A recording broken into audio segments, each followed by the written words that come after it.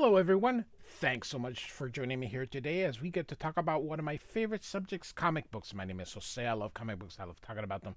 I love sharing them with you. Feel free to follow me on social media if you would like. Links are in the description below. I've also posted a link to the Marvel fan site with this issue, plot synopsis, character bios. So feel free to check it out. I also have a playlist with previous issues of classic X-Men. I've started every issue from #1. I own all these issues. I just choose to do things digitally because it's so much easier. So we're going to look at classic X-Men number 13 from 1987.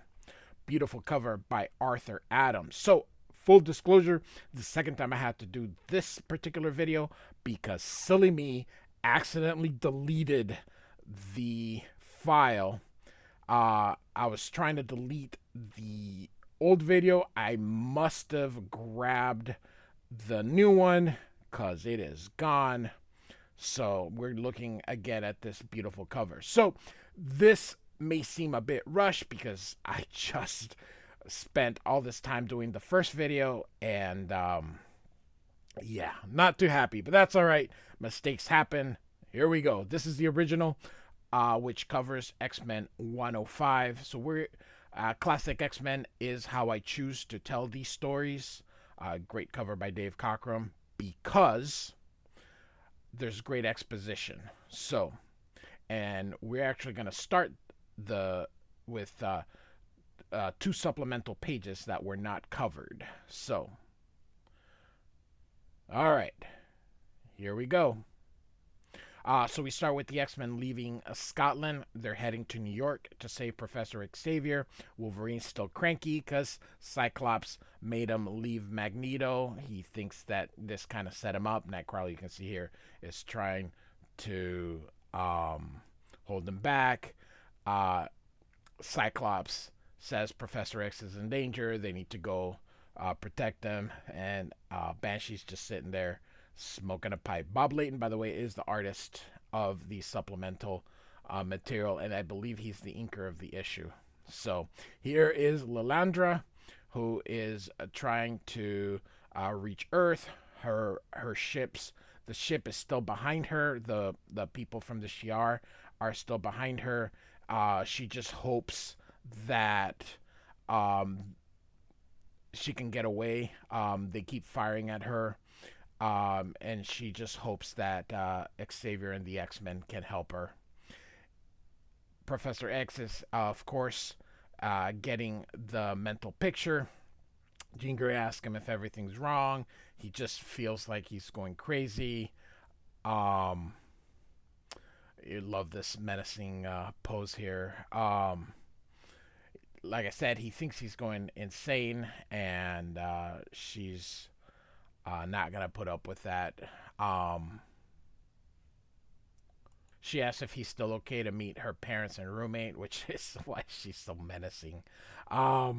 He's like, absolutely. So, and then he helps him upstairs because, of course, he's bound to a wheelchair.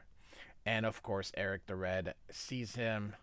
I love the inks of Bob Layton. He was, of course, best known for his Iron Man run, and you see these things just giving you the metal. I mean, he's perfect for these types of inks, particularly where there's metal involved. So Eric the Red, we'll get a little bit more of him. So here we go.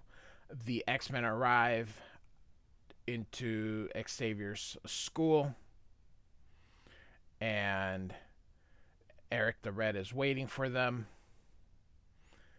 Cyclops tells the X-Men to go get him. Suddenly, as the X-Men get Eric the Red, here is Firelord, and he begins to attack. Now, why is Firelord here? We'll find out in just a moment. So he starts fighting the X-Men.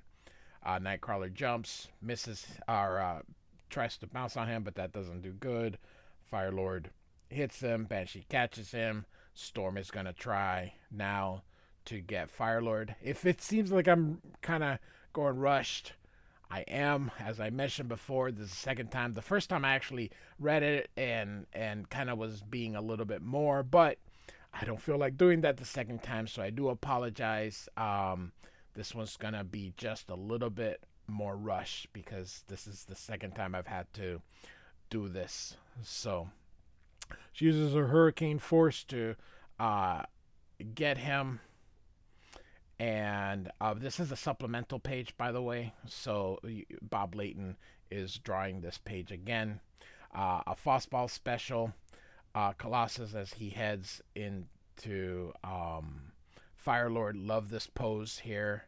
But Firelord catches him, kind of slips out of the way, catches him, and tosses him back at Colossus.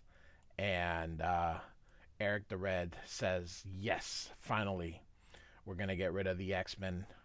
Why? Again, we're going to learn this in just a moment. So, Firelord shoots his I-beams at all the X-Men. And so he goes to Eric and asks him if he's okay. He says he is. He's pretending to be a good person. And so he's like, I am well, my friend. But did you have to treat the X-Men so harshly? And Firelord's like, they needed to be taught a lesson. Indeed, they should consider themselves lucky to still be alive.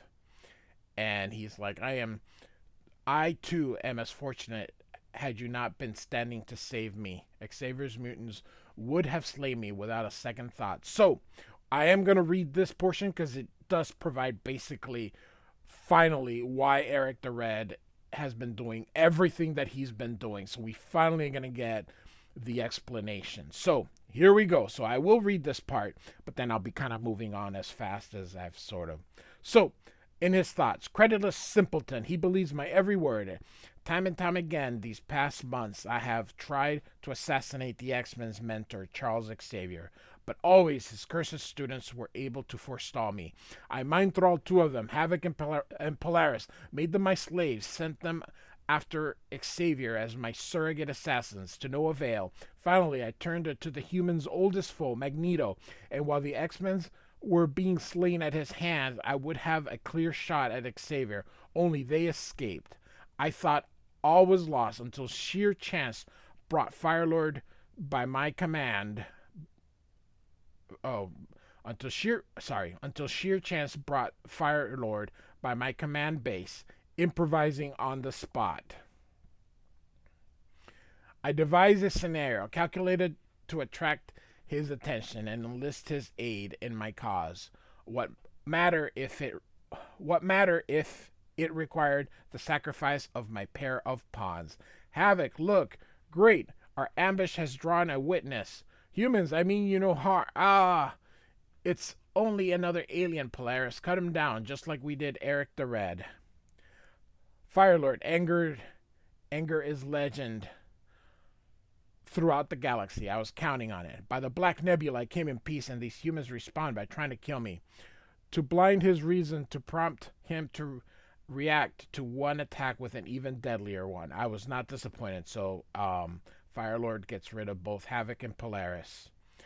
And so he asks, why did they seek your death? And Eric says, I am an explorer like yourself, Firelord. These X-Men seek to rule this world. I got in their way. I tried to stop them, you see. He did not wholly believe me at first, having been deceived on Earth before. So I led him here, knowing the X-Men would attack me at first sight.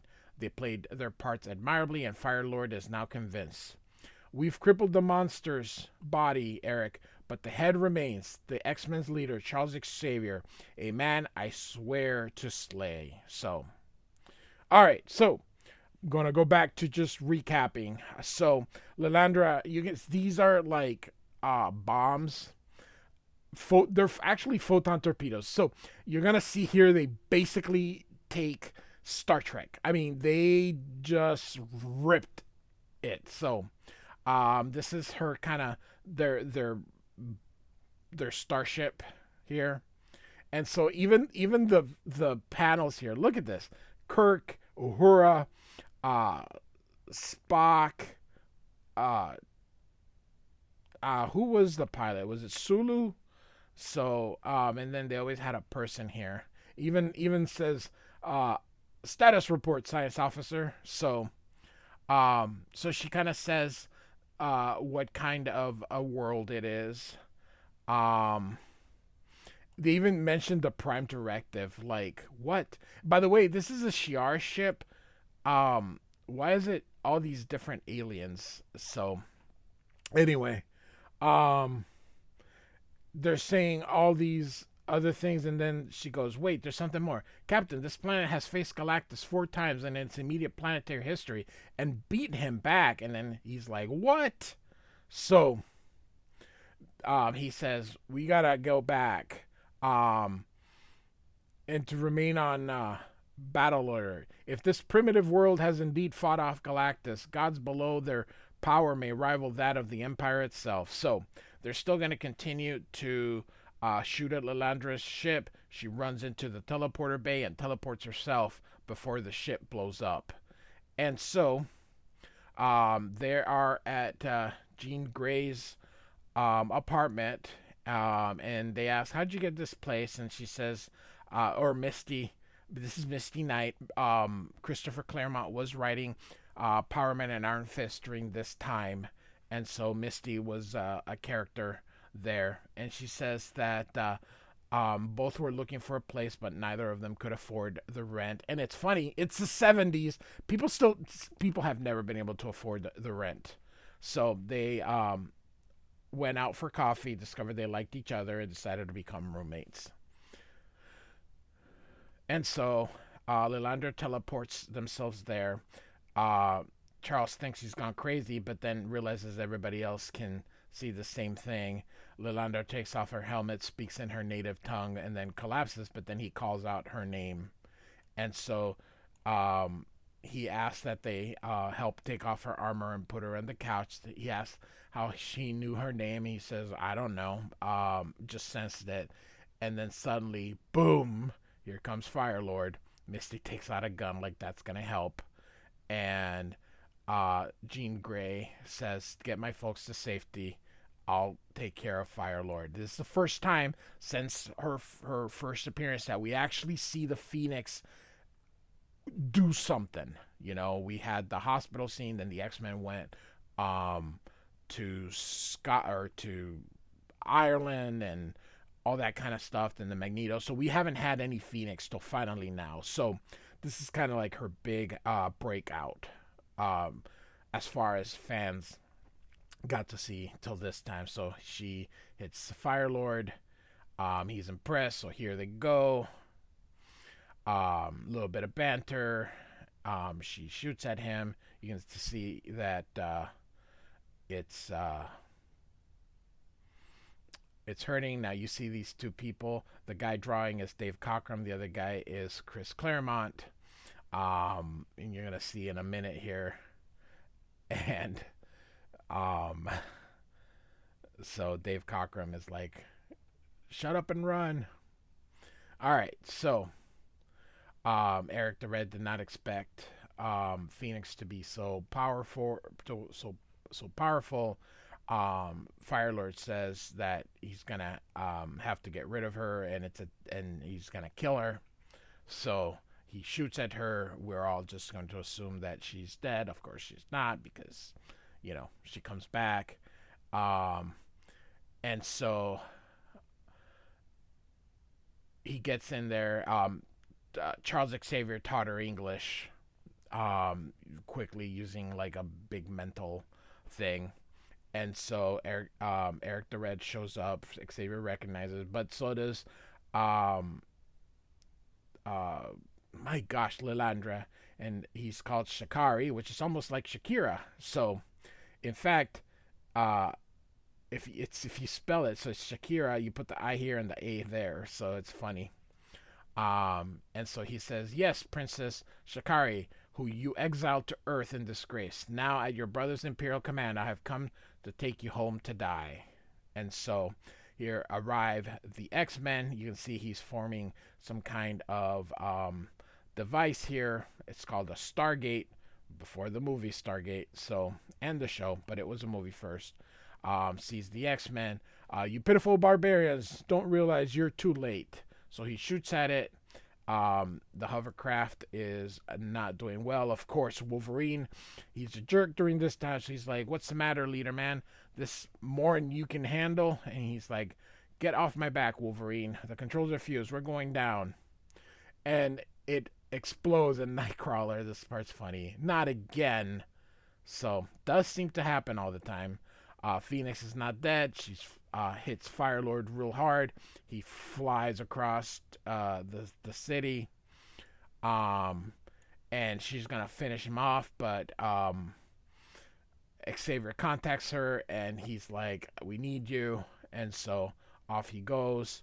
Banshee rescues Cyclops. Banshee always rescues Cyclops, and Storm always has to grab the two heaviest men. So, and Nightcrawler just saves himself. He goes to go get Eric, um, but he ends up going across because he was just not able to get on time. Although, if you take a look at this, um, he actually could have probably made it. But hey, all right. So, and I love this. Curse you, Eric. Um, so Phoenix arrives, and they're all like, "What the heck is going on?" And Xavier is like, all these powers, and we were not able to help her. And Phoenix is like, "Take a chill pill." She uses her power. You can see here the first manifestation of the Phoenix force kind of there. She uses her power to power up the Stargate. They're so impressed. And off they go. And Phoenix is like, "I'll go there and help." And of course, the parents are like, "No," and they're like, want an explanation. And Charles Xavier is like, "I maybe sent them to their death, but perhaps it's also our salvation." And Missy says, "We got company." And of course, Firelord has arrived, saying, "Where is Phoenix?" And that if he doesn't tell her, he's gonna blast them and dust his world to atoms. And Xavier tells them, "Blast away, for Phoenix is not where you can reach her. You may destroy the Earth today, but if the X-Men fail, tomorrow the universe will die." I don't understand why people want to destroy the whole universe. Kind of defeats the purpose, but hey. And thus, where no X-Men has gone before. So, as always, there are supplemental stories to this. This is why I choose to do classic X-Men. So, we're going to have a backup story drawn by John Bolton, who has been drawing all the backup stories. Again, I have a playlist, so all the issues are available on that playlist.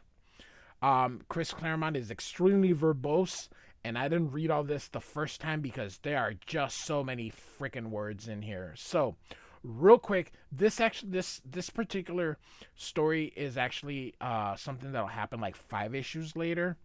But this is where we kind of put it in there. So we're gonna talking about her. She's they're at a beach. Doesn't say which beach at this time. So her and Misty, you see it's nighttime. And she's thinking about Iron Fist, who this is, and Misty. And so this is Danny Rand's beach house, and so she's kind of waiting for them. They're off to go get like a midnight snack. So, and while she her mind goes away, kind of and so this is all taking place in her mind, and we've got Colleen and her who are a team, and we can see this here. Um, I'm not too familiar with Misty Knight or Iron Fist for that matter, so I was never into it. I just know her from the TV show. Actually, I mean, I knew who she was, but I never really. Again, I didn't follow everything, so she feels conflicted. Is it him? Is it her? And suddenly so she feels like she's being pulled, and suddenly we get the Phoenix says, "What about me?" Love this panel. Where do I fit in, if any place at all? What are you? A friend who needs a friend. And she kind of snaps out of it. And Jean Grey's sitting there, just still looking, kind of like, you cried out, anything wrong? And so Misty just says, you. And so she says, you've changed. And of course, kind of just looking at, as a matter of factly, kind of like not even caring. She goes, more than you know. So she basically, it goes, it's like, I feel like you died and came back. And she's like, essentially. Anyway, as they kind of just banter just a little bit more, she hears a cry for help. And she goes, out in the ocean, there's a family in trouble. And she uses her telekinetic to like get this boat turned on, and she jumps on it, and